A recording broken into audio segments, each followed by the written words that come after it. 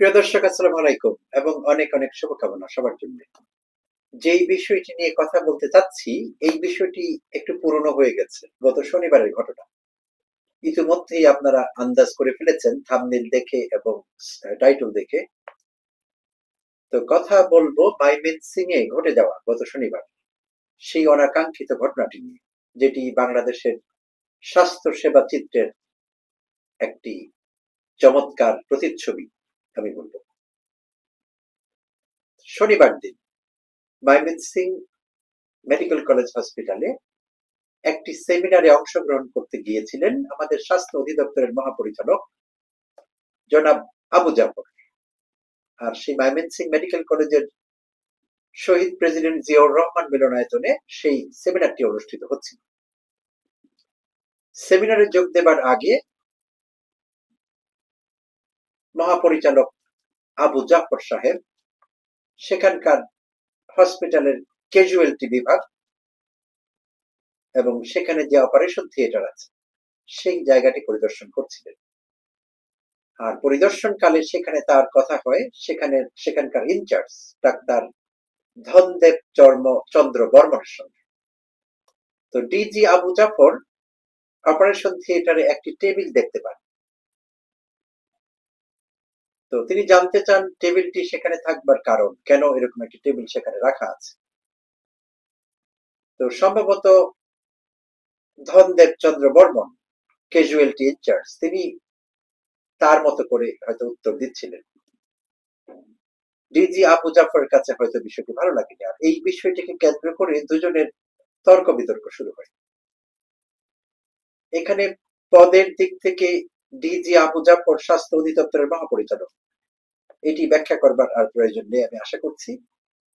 আর সেভাবে পদের দিক থেকে তিনি তার অধস্তন সাবঅর্ডিনেট ডক্টর ধনদেব চন্দ্র বর্মা, এবং বেশ ভালো পার্থক্য আছে পজিশনের দিক থেকে। তো এরকম দুইজন ব্যক্তি তর্ক বিতর্কে লিপ্ত হন এমন ভিডিও ক্লিপ কিন্তু সারা বাংলাদেশে ছড়িয়ে পড়েছে। সবাই দেখেছেন সেই ক্লিপটি আমি বিশ্বাস করি। আর তাতে করে অনলাইন অফলাইন সব রকমের গণমাধ্যম, সামাজিক মাধ্যমে আলাপ আলোচনা শুরু হয়েছে যে এটি কি হচ্ছে, স্বাস্থ্য অধিদপ্তর এই অবস্থায় আছে কেন, বা স্বাস্থ্য বিভাগ কোন পর্যায়ে আছে, কি চলছে সেখানে। তো সেইখানে যা ঘটতে দেখা গেছে, খুব সংক্ষিপ্ত ভিডিও ক্লিপ, লম্বা কোনো কিছু ছিল না। ডিজি আবু জাফর তাকে খুব বেশ মানে কি বলবো, খুব রাগান্বিত হয়ে তিনি অঙ্গুলি নির্দেশ করে কথা বলছিলেন। ডাক্তার ধনদেব চন্দ্র বর্মনের দিকে অঙ্গুলি নির্দেশ করে কথা বলছিলেন। তার বডি ল্যাঙ্গুয়েজ, তার ফেশিয়াল এক্সপ্রেশন এবং অন্যান্য অ্যাটিটিউড থেকে বোঝা গিয়েছে যে তিনি অনেক রেগে গিয়েছিলেন। ডিজি আবু জাফরের কথা বলছি। এবং রেগে গিয়ে তিনি যেসব কথা বলছিলেন, যেমন তিনি বলছিলেন এই ভিডিও করো, তার সঙ্গে যারা ছিলেন তাদেরকে ভিডিও করবার নির্দেশ দিয়েছিলেন। এবং তিনি বলছিলেন এক পর্যায়ে ডাক্তার ধনদেবকে জিজ্ঞেস করছিলেন হু আর ইউ, এবং কার সামনে দাঁড়িয়ে কথা বলছেন জানেন, এরকম জিজ্ঞেস করছিলেন।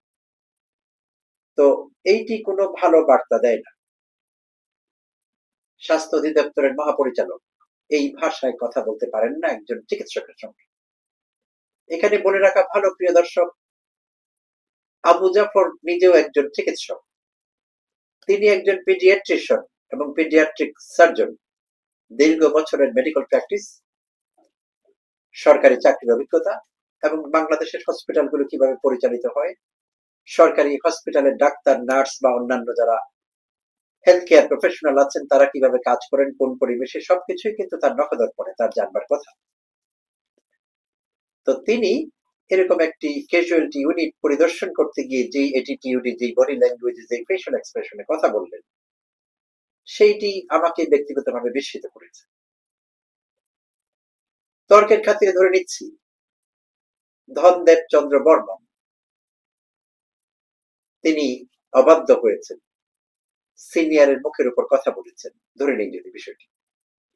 তারপরও কিন্তু ডিজি আবু জাফর এইভাবে কথা বলতে পারেন না, হু আর ইউ এরকম কথা বলবার কোনো নিয়ম নেই।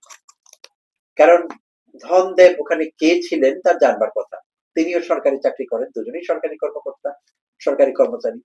তো তিনি একজন ডাক্তার এবং তার ক্যাপাসিটি বলে, তার জুরিসডিকশনে তিনি সেখানে উপস্থিত ছিলেন। সো হু আর ইউ বলবার কোনো সুযোগ নেই এখানে। এই সম্পর্ক কিন্তু রাজা প্রজার নয়, সিনিয়র জুনিয়রের। আর সেটি হতে পারে, আর হতেই হবে, সব জায়গায় সিনিয়র জুনিয়র থাকবে এবং জুনিয়ররা সিনিয়রদের মান্য করবেন এবং সিনিয়ররা জুনিয়রদের রেসপেক্টফুলি ট্রিট করবেন। আমাদের দেশে অনেকের মধ্যে এমন একটি ধারণা আছে, বিশেষভাবে যারা বিভিন্ন পদ পদবি ধারণ করেন, আধিকারিক হিসেবে বিভিন্ন বিভাগে কর্মরত আছেন, তারা সবসময় মনে করেন জুনিয়ররা তাদেরকে রেসপেক্টফুলি ট্রিট করবেন সবসময়, যে কোনো পরিস্থিতিতে। আর তারা জুনিয়রদের রেসপেক্টফুলি ট্রিট করবেন না, ডিসরেসপেক্টফুলি ট্রিট করলেও সেটি ঠিক আছে, এটি তার অধিকারের মধ্যে পড়ে। এটি একটি বাজে ধারণা, দীর্ঘ প্রতিষ্ঠিত অথচ বাজে, ভিত্তিহীন এই ধারণা। দুই পক্ষই দুই পক্ষকে সম্মান করতে হবে, আর সম্মান বিষয়টি কিন্তু দেয়া হয় না, অর্জন করতে হয়। Respect is not given, respect is earned. যে যে জায়গায় থেকে সম্মান আশা করবেন অন্য কারো কাছে, তাকে সেটি আর্ন করতে হবে, এটি দেয়া হবে না। দেওয়ার কোনো নিয়ম নেই, বিধান নেই, আর সিস্টেমটি এভাবে কাজ করে না। তাই আবু জাফরের কথাবার্তা অ্যাটিটিউড থেকে আমার অন্তত তাই মনে হয়েছে। তিনি নিজেকে উচ্চ পর্যায়ের সরকারি কর্মকর্তা ভেবেছেন, আর ধনদেবকে জুনিয়র একজন ডাক্তার, তার অধস্তন সাবঅর্ডিনেট, সেইভাবে তাকে ট্রিট করেছেন এবং আমি মনে করি কিছুটা ডিসরেসপেক্টফুলি তাকে ট্রিট করা হয়েছে। আর বিনিময়ে ধনদেব রিয়েক্ট করেছেন উল্টো দিকে। যে রিয়েকশনটি ঠিক হয়নি সেটি অনেকের চোখেই ইনসাবঅর্ডিনেশন বলে গণ্য হতে পারে, অর্থাৎ বশ্যতা স্বীকার করেননি তিনি সিনিয়রের প্রতি, কোন রকম সাবঅর্ডিনেশন দেখাননি, সিনিয়র হিসেবে তাকে মিনিমাম রেসপেক্ট করেননি, এটি দেখা গেছে। আর আপাত দৃষ্টিতে বিষয়টিকে এইভাবেই দেখতে হবে আসলে। তো ফিরে আসি এবার মহাপরিচালক আবু জাফর সাহেব। তার জানবার কথা হসপিটালে ডাক্তাররা কোন পরিবেশে কাজ করে। প্রিয় দর্শক, আপনাদের অনেকের নিশ্চয়ই অভিজ্ঞতা আছে সরকারি হসপিটালে যাতায়াতের। নিজে অসুস্থ না হলে অনেক সময় আমরা বন্ধু, আত্মীয়, কাছের মানুষ, পাড়া প্রতিবেশী যখন হসপিটালাইজড হন, আমরা অনেক সময় যাই। আমারও কয়েকবার এরকম সৌভাগ্য বা দুর্ভাগ্য হয়েছিল সরকারি হসপিটালে যাওয়া। তো আমি দেখেছি সেখানে কি হয় এবং আমি অবাক হয়ে গিয়েছি, আমার মাথা ঘুরে গিয়েছে। সরকারি হসপিটালে যে পরিবেশ, লাইনে কয়েক হাজার লোক দাঁড়িয়ে থাকেন সবসময়। আর যেই রুমে ডাক্তার সাহেবরা রোগী দেখেন, রোগীর সঙ্গে কথা বলেন, প্রাথমিক চিকিৎসা দেন, সেখানে একজন ডাক্তারের মাথা খারাপ হয়ে যাওয়ার কথা, কিন্তু আমি দেখেছি মাথা ঠান্ডা রেখে তারা এই হাজার হাজার রোগীকে ডিল করছেন। খুব কমই রোগীর সঙ্গে তাদের ঝামেলা হচ্ছে বা রোগীর অ্যাটেন্ডেন্টের সঙ্গে ঝামেলা হচ্ছে। আমার এই ব্যাপারে খুব বেশি তিক্ত অভিজ্ঞতা নেই। ঢালাও ভাবে অনেকে ডাক্তার সাহেবদের বিষয়ে কিছু কথা আছে, ঢালাও কিছু অভিযোগ আছে বাংলাদেশে। আমি এটিকে ঢালাও অভিযোগই বলবো, কারণ আমরা বাস্তবতার বাইরে গিয়ে যদি তাদের কাছে কিছু প্রত্যাশা করি, সেটি ভুল হবে, তাদের প্রতি অন্যায় করা হবে। সরকারি হসপিটাল কোনো এভার কেয়ার হসপিটাল নয়, স্কয়ার হসপিটাল নয়, কিংবা বেঙ্গালুরের কিংবা মাদ্রাজের, চেন্নাইয়ের কোনো হসপিটাল নয়, যেখানে সবকিছু স্পেশালাইজড, আপনাকে স্পেশালি ট্রিট করা হবে, সবকিছু স্পেশাল, এরকম না। সরকারি হসপিটাল মানে সরকারি হসপিটাল, সেখানে ডাক্তার সাহেবদের ঠিক মতো বসবার জায়গায় নেই, ওয়াশরুম ব্যবহার করবার ব্যবস্থা নেই, আছে কিন্তু সেগুলো কাজ করে না, ময়লা নোংরা, পুরো হসপিটাল থাকে নোংরা, পরিষ্কার করবার জন্য নির্দিষ্ট কর্মচারী নেই। ক্লিনিং ডিপার্টমেন্টে যারা কাজ করেন এদের বেশিরভাগই মাস্টার রোলে কাজ করেন, তারা মনোযোগ দিয়ে কাজটি করেন না, বেতন পান না ঠিক মতো, হাজার রকমের সমস্যা আছে সরকারি হসপিটাল। তো এইসব সমস্যা মোকাবেলা করেই কিন্তু ডাক্তার, নার্স, অন্য যারা হেলথ কেয়ার প্রফেশনাল আছেন, ল্যাব টেকনিশিয়ান, তারা সবাই এই সমস্যাগুলো মোকাবেলা করেই কিন্তু কাজ করে এবং আমি মনে করি তারা ভালো কাজ করছেন। এত সব প্রতিকূলতা, এত সব অবস্টাকল থাকার পর তারা ভালো কাজ করছেন, আমার অভিজ্ঞতা পজিটিভ। তো প্রিয় দর্শক, আপনাদের কাছ থেকে আমি কমেন্টে জানতে চাইবো আপনাদের কার কেমন অভিজ্ঞতা আছে সরকারি হসপিটালে ডাক্তার সাহেবদের সেবা বা তাদের অ্যাটিটিউড, রোগীর প্রতি তাদের বিহেভিয়ার, আপনারা কি পেয়েছেন কমেন্টে দয়া করে জানাবেন। আর এই আলোচনা দরকার আছে। তো ফিরে আসি এবার, এই ঘটনা যখন ঘটে গেল, তর্ক বিতর্ক এক পর্যায়ে শেষ হলো, আর হসপিটাল কর্তৃপক্ষ, ময়মনসিংহ মেডিকেল কলেজ এন্ড হসপিটালের ডিরেক্টর ব্রিগেডিয়ার জেনারেল মোর্শেদ সাহেব, গোলাম ফেরদৌস, ব্রিগেডিয়ার জেনারেল মোহাম্মদ গোলাম ফেরদৌস, তিনি ধনদেব চন্দ্র বর্মনকে কারণ দর্শাও নোটিশ জারি করলেন যে সিনিয়রের প্রতি তিনি ইনসাবঅর্ডিনেশন শো করেছেন, অবাধ্য হয়েছেন, যেটি চাকরি বৃদ্ধির পরিপন্থী সরকারি চাকরি। তাকে কারণ দর্শন নোটিশ দেওয়া হলো 24 ঘন্টার সময় দিয়ে। সেটি দেওয়া হলো শনিবার বিকেলের দিকে, আর শনিবার দুপুরে ঘটেছিল এই ঘটনাটি, বা লেট মর্নিং এ ঘটেছিল, আর 24 ঘন্টার সময় দেওয়া হয়েছিল। তো গতকাল ছিল রোববার, গতকাল রোববারই ডক্টর ধনদেব সেই কারণ দর্শন নোটিশের জবাব দিয়েছেন এবং সেখানে তিনি নিঃশর্ত ক্ষমা প্রার্থনা করেছেন। তিনি বলেছেন যে ডিজি সাহেব একজন বয়স্ক মানুষ, আমার আরেকটু সহনশীল হতে হতো, আমার আচরণও বেয়াদবি থাকতে পারে, আমি নিঃশর্ত ক্ষমা প্রার্থনা করছি। তো আমি মনে করি ধনদেব ভদ্রতার পরিচয় দিয়েছেন এখানে। তিনি যে একজন কার্টিয়াস মানুষ, ভদ্র মানুষ, শান্ত মানুষ, ধৈর্যশীল মানুষ, সেই প্রমাণ তিনি দিয়েছেন। তো এবং এখানেই বিষয়টি হয়তো শেষ হয়ে যাবে, তার বিরুদ্ধে আর কোনো শাস্তিমূলক ব্যবস্থা নেবার কোনো প্রয়োজন আছে বলে আমরা মনে করি না।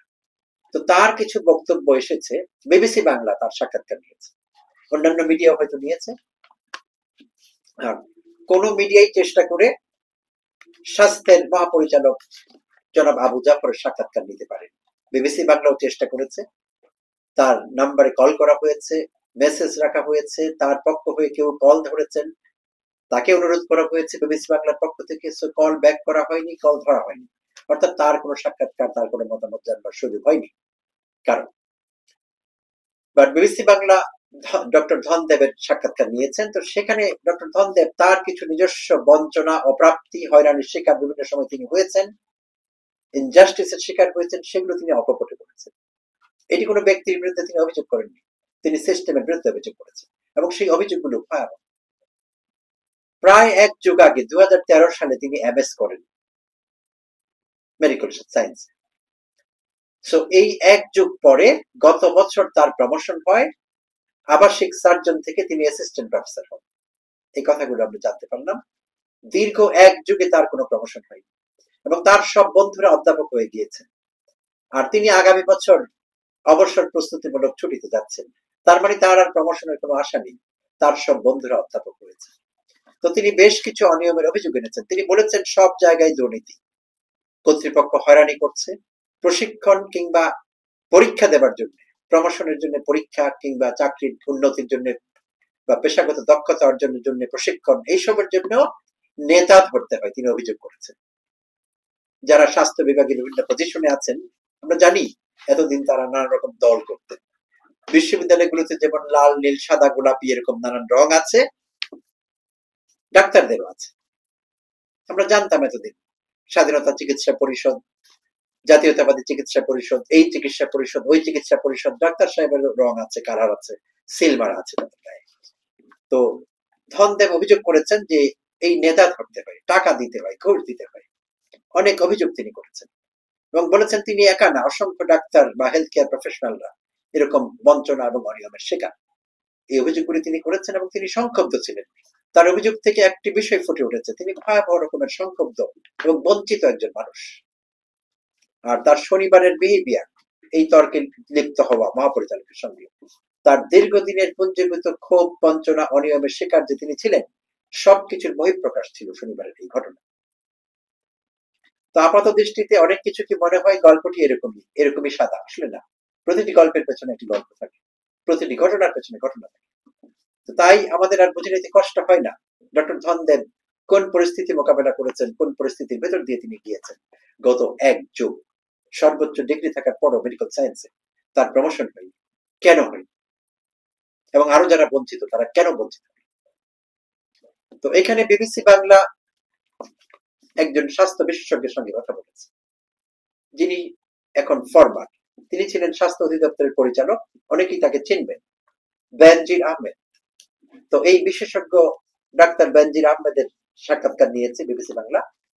তিনি ডক্টর ধনদেব যেসব অভিযোগগুলো করেছেন, একই অভিযোগ তিনিও করেছেন। তিনি বলেছেন স্বাস্থ্য অধিদপ্তরের অনিয়ম, দুর্নীতি, ঘুষ, বঞ্চনা, এই সব কিছু সেখানে প্রকট মাত্রায় আছে। তিনি বলেছেন যে সেখানে ঘুষ ছাড়া বদলি হয় না, প্রমোশন হয় না, প্রশিক্ষণ দিতে গেলেও ঘুষ লাগে, এবং যন্ত্রপাতি, কোটি কোটি টাকা দামের যন্ত্রপাতি বিদেশ থেকে আমদানি করা হয়েছে বিভিন্ন জায়গায়, সেই যন্ত্রপাতি অনেক সময় প্যাকেটে, বক্সে থেকে রাস্টেড হয়ে গেছে, সেগুলো আর এখন কাজ করছে না, আর সেগুলোর কোনো ব্যবহার হচ্ছে না। হসপিটালে রোগীরা যখন সেবা নিতে আসেন তাদেরকে বলা হয় বাইরে গিয়ে এক্সরে করে নিয়ে আসুন, অমুক জায়গায় গিয়ে এটা করে নিয়ে আসুন, অথচ কোটি কোটি টাকা দামের মেশিনারি যন্ত্রপাতি এসেছে দেশে, সেগুলোর কোনো প্রপার ব্যবহার হয়নি, হচ্ছে না। কারণ ঊর্ধ্বতনেরা যারা বিভিন্ন পজিশনে আছেন তারা কেয়ার করছেন না, কারণ তাদের চাকরি চলে যাবে না, তারা সরকারি চাকরি করে। সরকারি চাকরি পেতে যতটা কষ্ট, হারাতে তার চাইতে অনেক বেশি কষ্ট এবং অনেক বেশি কঠিন, সেটি আমরা জানি। তো এই হচ্ছে স্বাস্থ্য বিভাগেও আসলে। তো স্বাস্থ্য বিভাগের সার্বিক একটি চিত্র কিন্তু শনিবারের ঘটনায় উঠে এসেছে।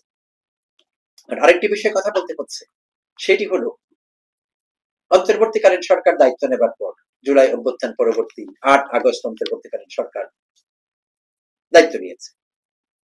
তো উপদেষ্টা হিসেবে যারা নিয়োগ পেলেন, তাদের মধ্যে স্বাস্থ্য বিভাগের উপদেষ্টা এখন নূরজাহান বেগম। তো জনাব নূরজাহান বেগম, আমরা যতদূর জানতে পেরেছি, প্রধান উপদেষ্টা অধ্যাপক ডক্টর মোহাম্মদ ইউনূসের পিক। আর উপদেষ্টারা যারা যারা কাজ করছেন তারা প্রত্যেকেই কোনো না কোনো রাজনৈতিক দলের পিক। কেউ কেউ বিএনপি রেকমেন্ডেড হয়ে এসেছেন, কেউ কেউ জামাত ইসলাম রেকমেন্ডেড, কেউ কেউ এনসিপি রেকমেন্ডেড বা বৈষম্য বিরোধী ছাত্র আন্দোলনের কোন ছাত্র নেতাদের রেকমেন্ডেড। তো এইভাবে উপদেষ্টা পরিষদ গঠিত হয়েছে। তো আমি ওতে দোষের কিছু দেখি না, এটি হতে পারে। এটি হতে পারে যদিও দলগুলো বিপ্লবী সরকার করতে চায়নি সবাই মিলেমিশে, এবং যেরকম সরকারটি বা জাতীয় সরকার করতে চায়নি সেখানে তাদের সমস্যা ছিল, কিন্তু উপদেষ্টা বাছাই করতে তাদের কোনো সমস্যা হয়নি।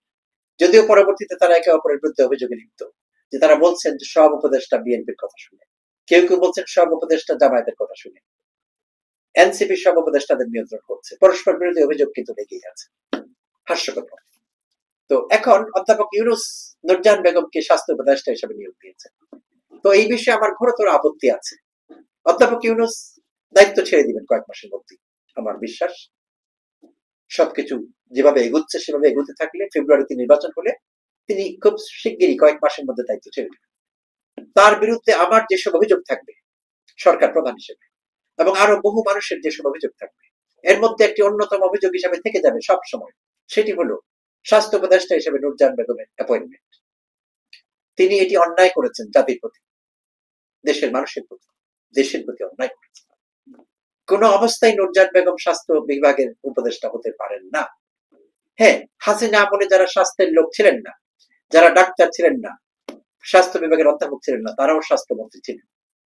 ইংরেজিতে অনার্স মাস্টার্স পাস লোকেরাও স্বাস্থ্যমন্ত্রী হিসেবে কাজ করেছেন। অন্য আমারও এরকম হয়েছে, ডাক্তার ছিলেন না তবুও স্বাস্থ্যমন্ত্রী ছিলেন। নিজের স্বাস্থ্য ভয়াবহ ভাবে খারাপ, ভয়াবহ রুগ্ন একজন মানুষ, তাদেরও দেখা গিয়েছে স্বাস্থ্যমন্ত্রী হতে। নিজে ঠিক মতো হাঁটতে পারেন না, তারাও স্বরাষ্ট্রমন্ত্রী হয়েছে। জনসভায় ঘুমিয়ে পড়েন, মুখ দিয়ে মাছি যাতায়াত করে, তারাও স্বরাষ্ট্রমন্ত্রী হয়েছেন। আইন শৃঙ্খলা পরিস্থিতি নিয়ন্ত্রণ করেছেন, শক্ত হন। প্রিয় দর্শক, আপনারা বুঝে নেবেন কতটা শক্ত হতে পারে এমন একজন মানুষের হাত, যিনি জনসমাবেশে ঘুমিয়ে পড়েন, মুখ খোলা থাকে, মুখ দিয়ে মাছি যাতায়াত করে, মশা মাছি আসা যাওয়া করে, আর লোকেরা ভাবেন তিনি ইন্নালিল্লাহ হয়ে গেছেন। এইভাবেই চলছিল দেশটা। কিন্তু অধ্যাপক ইউনূসের কাছে এই প্রত্যাশা ছিল না আমাদের। কার স্বার্থে তিনি নূরজাহান বেগমকে স্বাস্থ্য উপদেষ্টা বানিয়েছেন? এখানে যদি একজন যোগ্য লোক থাকতেন, যিনি স্বাস্থ্য বিষয়ে খোঁজখবর রাখেন এবং হেলথ কেয়ার প্রফেশনাল, এই লাইনে অভিজ্ঞতা আছে, একজন যোগ্য, একজন কেপেবল মানুষ যদি থাকতেন, তাহলে আমরা কিছু পেতাম।